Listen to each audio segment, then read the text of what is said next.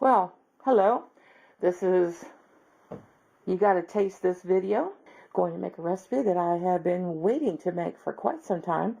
It's called Kugeli. It's a Lithuanian recipe. It's basically potato pudding baked in the oven. And you're going to need 8 to 12 potatoes. I'm making a slightly bigger recipe, so I'm using 12 potatoes. And yes, you're going to need 8 eggs, because that's the ingredient that's going to help bind this recipe together while it's cooking. You're also going to need either pork sausage or bacon. If you're using bacon, you can use anywhere from 4 to 8 slices, depending on what you personally enjoy. Because I'm making a slightly bigger recipe, I'm using 2 big onions that I'm going to fry in the rendered pork sausage grease, or bacon grease if you're using bacon. You're going to need salt, and you're going to need milk. You're going to need a cup of scalded milk. Not just cold milk, you're going to need scalded milk. But you want to gently bring it to a slight boil. You do not want to fully boil it, because it'll leave a flavor that you're not going to enjoy. You're also going to need pepper and salt. You can put garlic in this recipe too if you like it. You're going to need a big bowl and a cutting board for your onions, and a very old-fashioned grater. Now, I use a hand grater. Why? Because it gives the consistency that you really and truly should have for kugeli. It will give you the finest of finest mush, potato mush. If you use a blender, it's going to be gritty. You're going to have pieces and flakes of potato in it, and maybe you won't mind. But it's not going to have the same consistency that a true handmade, hand-grated kugeli is going to give you. Some people might even want to use a food processor. Now, if you want to use a food processor, again, you're probably going to end up with a consistency that's going to be kind of gritty, unless you have a very high-end food processor that can give you fine, fine mush. So we're going to go ahead and start. You want to gather your ingredients for this recipe. Like I said, 8 to 12 potatoes, 8 eggs, 2 onions if you're using the bigger end of 12 potatoes, sausage, ground sausage or bacon, salt and pepper, milk. I'm also going to be experimenting with this recipe just a little bit this time, and I'm going to go half and half with milk and buttermilk and see how that turns out. Hopefully it's going to work. You're also going to need 2 to 3 loaf pans. You can use the Teflon coated ones, or you can use ones that you need to grease. But you should have on hand about 2 to 3 loaf pans. You may not need the third one. If you use 8 potatoes, you're going to end up probably with 2 loaf pans that are both half full, which is good. It'll cut down your baking time. If you're using 12 potatoes, or you're using potatoes that are extra large, you should have on hand that third loaf pan. And then you'll probably end up with 3 loaf pans that are half full. Or you can just keep it with 2 and end up with 2 loaf pans that are full for 3/4. You don't want to get right up to the edge, because obviously when it begins to bake, it's going to start to bubble and boil in the oven, because this is very liquidy. Because basically what you're doing is the oven is evaporating all of the extra moisture, and then you're left with a hardened pudding. If you've ever baked pudding before the old-fashioned way, this is what you're going to have. So basically you're evaporating the excess water. And keep in mind that when you grate, you're also going to want to make sure you have your salt handy and put that in. Another issue with you have your scalded milk, if you begin to add your scalded milk into the potato mush that you're already creating and making as you're grating, hand grating, when you put that hot scalded milk, it will keep your potatoes from turning brown. Before you do that, however, you might want to sprinkle some salt, because even when it comes out, it's not going to be brown. It's going to be, oh, cream of wheat color. That's what your kugeli is going to come out. Now, it's also going to be maybe a little bit darker too, because of the fact that you're going to be using bacon or sausage. So you're going to have some brown in there that you're going to see. And again, you want to fry your onions in the rendered bacon or sausage grease. So we're going to go ahead and we're going to get started. You're going to need your potato. If you want to peel your potatoes, you can by all means. So you're going to need a potato peeler if you're going to peel your potatoes. I like my skins on. It gives extra texture, it gives extra flavor, and there's a whole lot of vitamins of extra. And then you also have extra fiber. So if you're not going to peel your potatoes, you want to make sure you have a good vegetable brush, and you want to run it under consistently running water and scrub the potatoes very well. You want to check for spots and rot that might be slightly underneath the surface of the potato. Of course, you are going to see that as you are grating. So if you happen to run into a little bit of decomposed potato or a rotten spot as you're grating, you can stop, fish it out, and then cut out the remaining rotten part of the potato and dispose of it. And then keep going. So, why don't we go ahead and get started on for kugeli. It's a Lithuanian dish. I have been making it since I was 16 years old. I got the recipe from my mother. I grew up eating this. It was lovely. The way we like to eat it, we would always eat a slice or two for our dinner, along with pork chops or whatever we were having that night. And what was even better was the next morning. Saturday morning usually, or Sunday morning, but my mom only had time to make it on the weekends because she worked. And then we would take more bacon and we would have eggs ready. And I know you're thinking, more eggs. You're putting 8 eggs in this recipe. But we would have fried eggs and fried bacon in the morning. And then after the bacon was done, we would then slice up the kugeli and fry the kugeli in the bacon grease. I mean, you just got to make the recipe and see for yourself. And my grandmother made it. And my great-grandmother made it. This is a very old recipe. It dates back probably to honestly, the 1600s, probably 1700s in Lithuania. So, and then when the immigrants came over to America, they brought their recipes with them. Here we are, and we are beginning to cook up the pork sausage. And because of the fact that, yes, this has a lot of cholesterol, if you have cholesterol issues, you're probably not going to want to include the bacon or the sausage. Or you can modify it and use just a little bit of sausage meat just for flavoring, to modify it. And you definitely probably want to drain the grease, whatever it is. So for those people, go ahead and drain your sausage, pat it dry, or if you're doing bacon, pat it dry and get as much of the grease out as possible.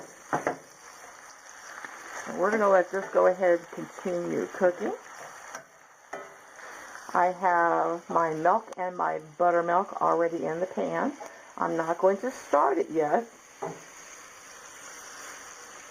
because I want it to be just on the verge of scald when I pour it into my potato mush.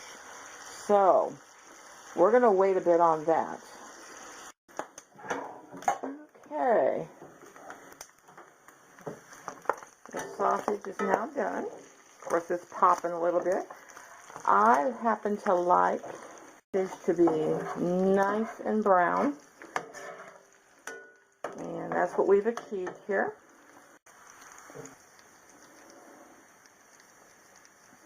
Which is what I want. Because this will give the ultimate flavor.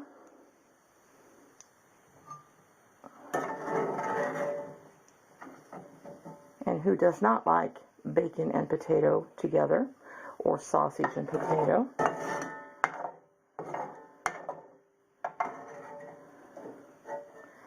And if you don't get all of it up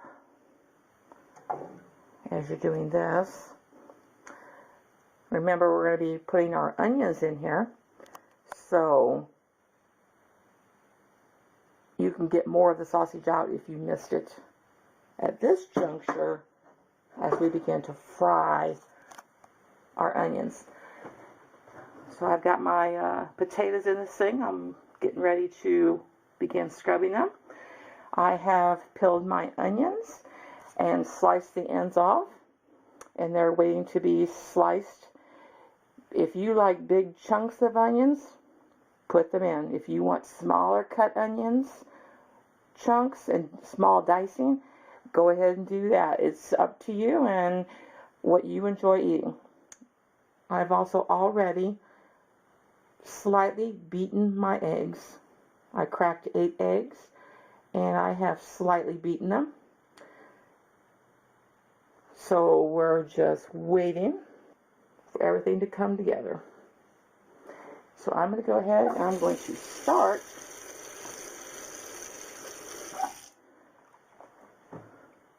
dicing my potato onion. Okay, I've already diced 1/2 of one of the onions. But remember, you want to sit there and you want to have your onion to be flat. So I have, not only have I cut off the ends, I've also cut it down the middle so that I can have flat sides. And then I'm going to use my vegetable carrier, and we're going to begin putting onions to fry. And I'm going to go ahead and continue doing that. Okay, we've got our onions in the pan. And again, if you want to just use one onion, you can certainly do so. You want small dice, you can. You want large dice, you can. I'm just going to move the onions around a little bit because I'm coated with the rendered sausage grease. And we're just going to go ahead and let these get to the point where they're clear and maybe a little bit golden brown, because they're just going to add tremendous flavor to the kugeli. So we're going to go ahead and just let these cook. And I'm going to come over here now and scrubbing my potatoes and cleaning off any dark spots that don't need to be there. Like, for example, I did have one in here. Here's one. Of course, you see it needs to be cut off. So you want to inspect your potatoes for just those kind of things. Then you're going to need a good vegetable brush. Something on this order that you can go ahead and scrub your potatoes with. And if you do not like having potato peels in your dishes and you want to peel them, feel free. It looks good either way and tasty. So that's what I love about this recipe. You can pretty much do whatever you want and it'll still come out wonderful. Okay, I've had to cut some of my potato because I have found pieces that needed to come off. So don't worry if you reduce the amount of potato by doing that. I'm going to go ahead and I'm going to start and put my milk on low fire. Because remember, we want just lightly scalded milk. We do not want boiled milk. And so far, as far as total time, as far as grating potatoes, so far I have been in process for only 10 minutes and I'm down to 4 potatoes. This is what it's beginning to look like. I have put salt in it. Right now this kind of looks like cold oatmeal. I'm going to go ahead and put my sausage in. And you're also going to be seeing lots of potato liquid because potatoes have a lot of water in them. So that's perfectly okay. Don't worry about it.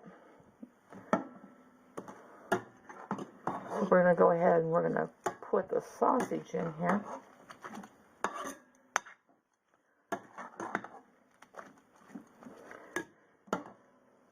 Help keep down the tendency to brown. So I'm going to go ahead and continue, and I'm going to do my last 4 potatoes. And all told, it took about 18 minutes for me to totally grate up all of the potatoes. And of course, I want to get as much of my potatoes off of this grater as I can, which sometimes is not very easy.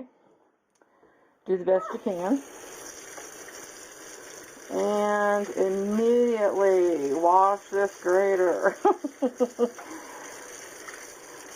Dried potatoes on this type of a grater is not a pretty sight. It will also not be very friendly on your knuckles.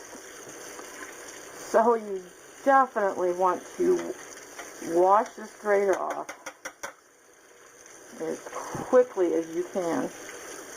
Okay. We have had some browning, and as I said before, lots of liquid, but that's okay. I have scalded the milk, and I'm sure probably what the scalding dates back to the days when people did not have homogenized milk. So they had to scald their fresh milk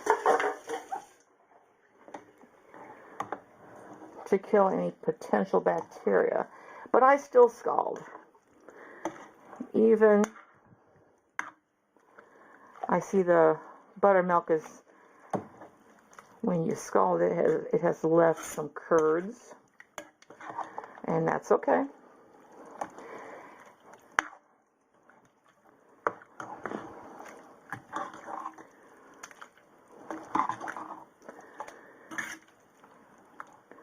Of course, it's already cold again, which is just what we want. Because now we're going to go ahead and we are finally going to add our eggs. This is going to be the binding material in our pudding, potato pudding. So we definitely, that's why I put the hot milk in first, because you know you don't want to pour scalded milk on top of eggs, because you will get fried eggs. So we want to go ahead and thoroughly mix this. I have been adding salt as I've been grating them, trying to keep browning from happening as best as possible. Of course, I did have the sausage in there, which added some brown color to it, along with its rendered grease. But you want to thoroughly mix this egg mixture in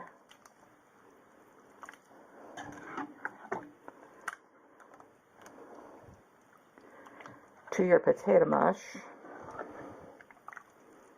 Now, I'm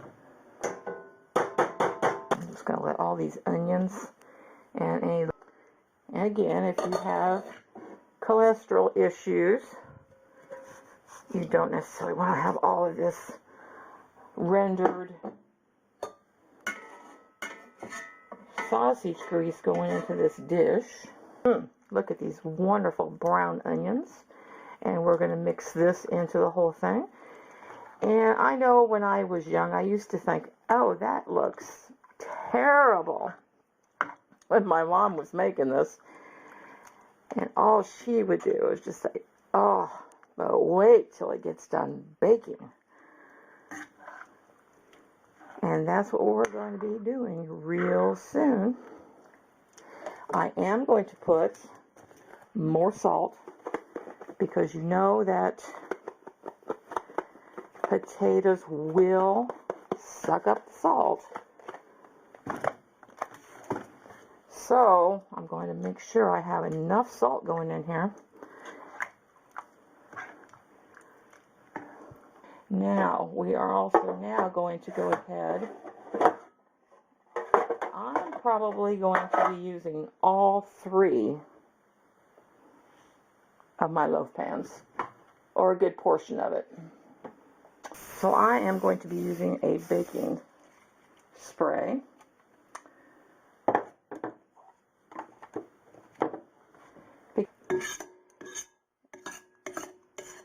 And that's one thing you also want to do. Normally, we would bake this at 350 for an hour, and it would be done. However, because of what looks like excessive water here in these potatoes, we are also probably going to end up, most likely, baking this for an hour and a half, maybe 2 hours. This is where your knife test is going to come in handy. So, or you can bump up the thermostat on your oven to 400. It will help reduce the time, but because of all this water in it, it's probably going to still take a good hour and a half. And then you're going to have to test it with your knife to make sure that the center is done, because you don't want to take it out too early and end up having liquid kugeli. Not good. So we're going to go ahead and get this ready to go in the oven. Okay. Well, I've just removed the kugeli from the oven. Now, I did check it with the knife. It's not coming out quite clean. However, kugeli is a pudding. So, if it is solid, which it is, and there's no excess fluid on top of the dish, and you can run the knife around the side, and it does not move back to fill up the sides, it's done. So I am going to wait and let it rest for probably about half an hour before I begin to eat it. And the wonderful thing about kugeli is I will let it sit for a couple of hours on the counter on a rack cooling. I will probably store one of these loaf pans in the refrigerator to eat, and the other 2, after it's completely cool, I will wrap it in saran wrap and then possibly foil on top of that, or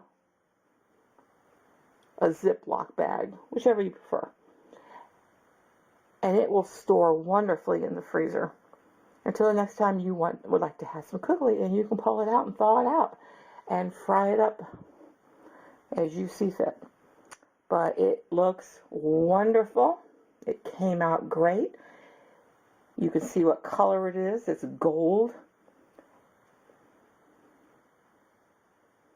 Cream of wheat color, oatmeal color. And can't wait to eat it. So you gotta taste this. And I hope you make it. And I hope you enjoy it. It's a wonderful dish. Serve it up.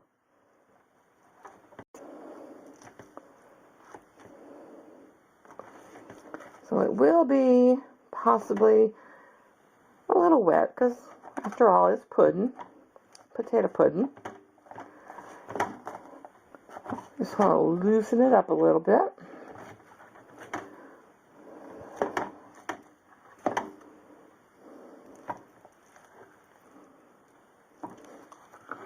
Absolutely delicious. After it cools down and you put it in the refrigerator, it will definitely firm up in the refrigerator. Right now it's steaming hot. Can't wait to eat it. And I'm going to taste this.